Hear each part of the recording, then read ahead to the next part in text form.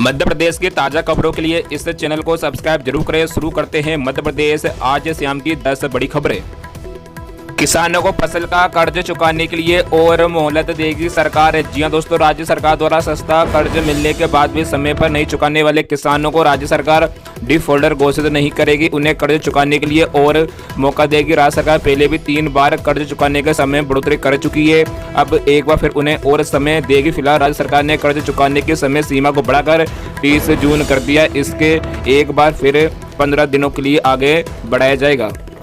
इसे 15 जुलाई तक किया जा सकता है। प्रदेश में खरीफ सीजन 2020 के अल्पकालीन ऋण की अदायगी की तारीख को लगातार बढ़ाया जा रहा है। सबसे पहले इसकी अवधि 30 अप्रैल को समाप्त हो गई थी। ये वे समय था जब प्रदेश में कोरोना का संक्रमण पूरे प्रदेश पर था। प्रदेश में कोरोना संक्रमण के तेजी से बढ़ते मामलों के कारण त्राहिमाम की स्थिति बनी हुई थी। इसी समय प्रदेश में गेहूं उपराजन काम भी तेजी से चल रहा था। इसी को ध्यान में रखते हुए राज्य सरकार ने अल्पकालीन फसल ऋण की अदायगी की समय सीमा को 1 माह बढ़ाकर 31 मई कर दिया था। मामला यहीं तक सीमित नहीं रहा।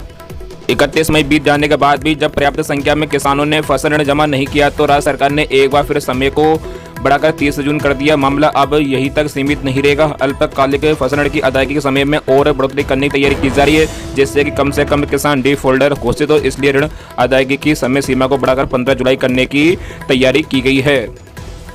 दूसरे बैंक के एटीएम से पैसे निकालने पर अब 15 नहीं 17 रुपए लगेंगे। जी हां दोस्तों, रिजर्व बैंक ऑफ इंडिया ने किसी दूसरे बैंक के एटीएम के जरिए होने वाले हर वित्तीय लेन देन पर 10 जून 2021 से इंटरचेंज फीस को 15 रुपये से बढ़ाकर 17 रुपये कर दिया। किसी भी बैंक के ग्राहकों को हर महीने मिलने वाले फ्री एटीएम ट्रांजैक्शन के बाद ग्राहकों पर लगने वाले कस्टमर चार्जेस की अधिकतम सीमा 20 रुपये से बढ़ाकर 21 रुपये कर दी है।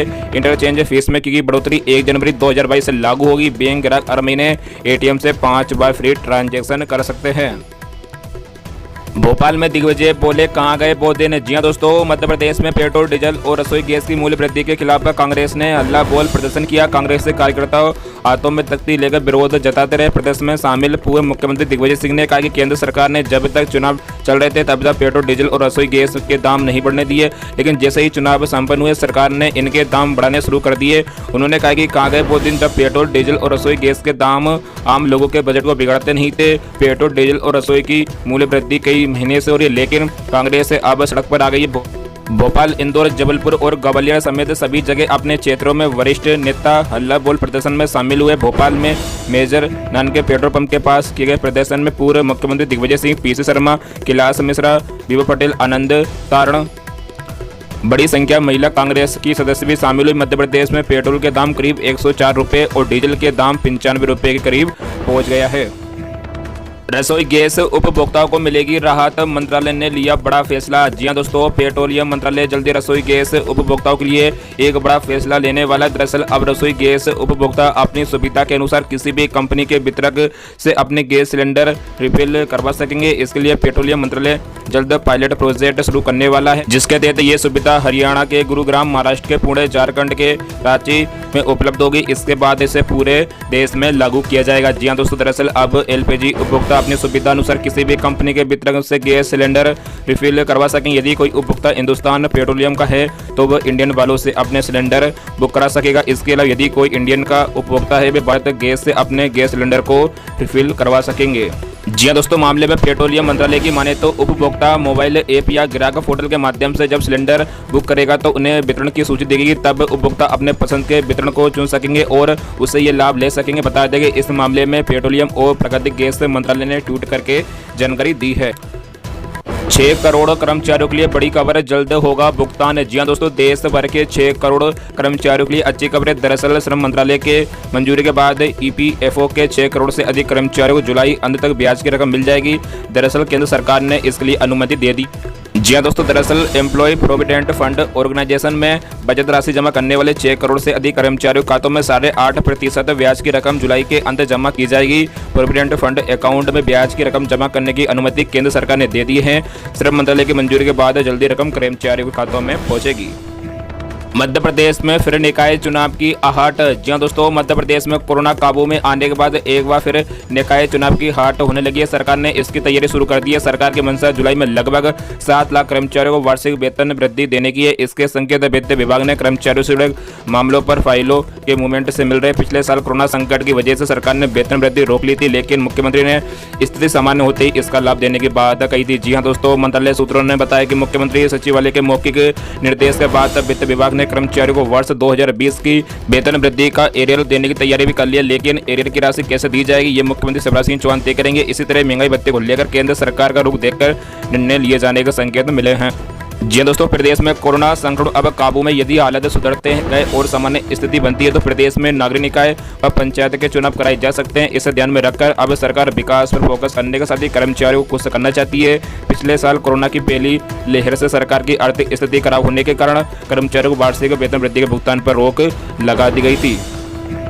सुबह से चाय बादल शाम तक बारिश के असर। जी हां दोस्तों, बंगाल की खाड़ी और अरब सागर से लगातार आ रही नमी के कारण राजधानी सहित प्रदेश के कई जिलों में गरज चमक के साथ बौछारें पड़ रही है। आज सुबह से फिर राजधानी भोपाल में बादल छाए हुए हैं। दोपहर में धूप भी खिली।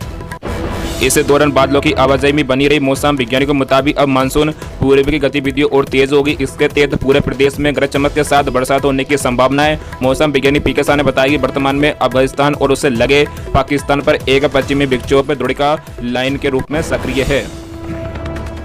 कोरोना के नए केस 91,000। जी हां दोस्तों, भारत में पिछले 24 घंटों में कोरोना के 91,702 नए मामले सामने आए हैं। ये लगातार चौथा दिन है जब कोरोना के नए मामलों की संख्या 1 लाख से नीचे रही है। इसी के साथ देश में कुल पॉजिटिव मामलों की संख्या 2,92,64,823 हो गई है। पिछले 24 घंटों में कोरोना से 3,403 मरीजों की मौत हुई है, जिसके बाद कुल मौतों की संख्या 3,63,079 हो गई। एक तरफ कोरोना के नए मामलों में कमी आ रही है, वही इस महामारी से होने वाली मौतों के आंकड़े एक बार फिर बढ़ोतरी हुई है। इससे पहले गुरुवार को बिहार के स्वास्थ्य विभाग ने अचानक कोरोना से होने वाली मौतों की संख्या में वृद्धि कर दी थी।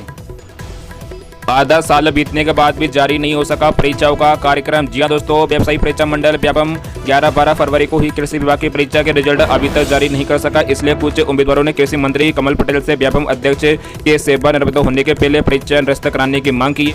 वही NSUI ने तकनीकी शिक्षा मंत्री यशोधरा सिंधिया से परीक्षा निरस्त करने के साथ जांच कराने की मांग की है। जी हां दोस्तों, मुंबई की NSEIT को व्यापम की आरक्षक भर्ती परीक्षा और प्राइमरी संविदा शिक्षा भर्ती परीक्षा कराना। यह परीक्षा व्यापम अध्यक्ष KK सिंह के सेवानिवृत्त होने के बाद ही आयोजित कराई जा सकती है। वे 31 जुलाई को सेवानिवृत्त हो रहे हैं। वे परीक्षा आयोजित कराकर कोई जोखिम उठाना नहीं चाहते, इसलिए उन्होंने आधा साल बीतने के बाद परीक्षा का कोई कार्यक्रम जारी नहीं किया है।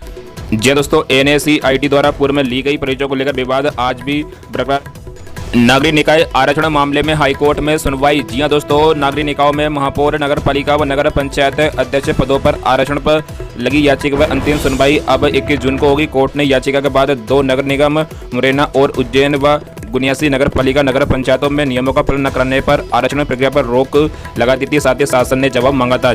जी दोस्तों, मामले में सरकार की ओर से जवाब पेश करते हुए कहा गया कि संविधान के अनुच्छेद 243 भाग के नगर पालिका अधिनियम की धारा 29 में नगर निगम, नगर पालिका, नगर पंचायतों के जो अध्यक्ष चुने जाते हैं उनके पदों के आरक्षण का अधिकार शासन को दिया गया है। अनुसूचित जाति व जनजाति के लिए जो पद आरक्षित किए जाते हैं वे जनगणना के आधार पर तय किए जाते हैं। जी हाँ दोस्तों, जनसंख्या के समान अनुपात के आधार पर आरक्षण किया जाता है। ऐसा नहीं जो पद एक बार आरक्षित हो गया वो वापस आरक्षित नहीं हो सकता। नगर निगम के महापौर, नगर पालिका व नगर पंचायतों के अध्यक्षों के पद आरक्षण में चूक नहीं हुई। हाईकोर्ट में नागरिक निकायों में महापौर व अध्यक्षों आरक्षण को चुनौती देते हुए पिछले कुछ समय में 5 जनहित याचिका दायर की गई है।